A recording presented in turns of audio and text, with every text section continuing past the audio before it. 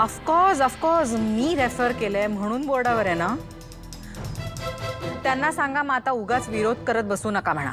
I think मला आता या विषयावर बोलायचं नाही आणि मी बघते काय करता येईल ते. Useless fellow. या कंपनीसाठी मी राबतो, सगळ्या मीटिंग्स मी अटेंड करतो, सगळे कष्ट मी घेतो आणि ऐन वेळेला या कदमला ऋषी आठवतो. आई, हा कदम माझ्या डोक्यावर बसत चाललाय आणि मला ते नकोय. रोहित, तू शांत हो. काय झालंय हे मला सगळं कळेल. आई, अगं मी कसा शांत होऊ? कदमनी सगळ्यांसमोर आज माझा इन्सल्ट केलाय. सगळ्या बोर्ड ऑफ डिरेक्टर्सनी हे ठरवलं की फायनल डिसिजनवर त्यांना ऋषीची सही हवी आहे. अगं मग जर काय ऋषीचीच सही हवी आहे तर मला कशासाठी बसवलंय त्या खुर्चीवर? मी काय बाहुलाय का?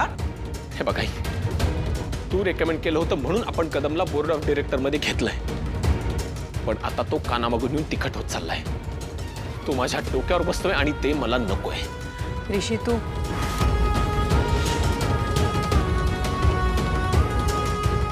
रोहित, यू डोंट वरी.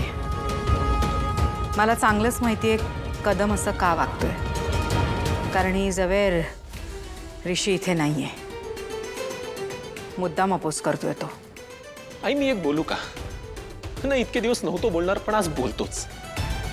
तुला माहितीये कंपनीतले लोक माझ्याशी असं का वागतात?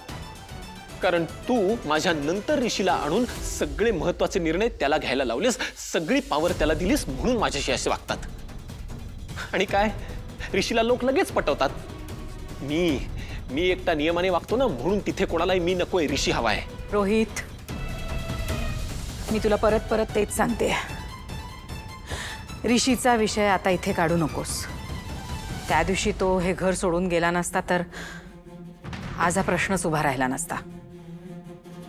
त्याला त्याच्या आईपेक्षा ती मुलगी महत्वाची वाटली.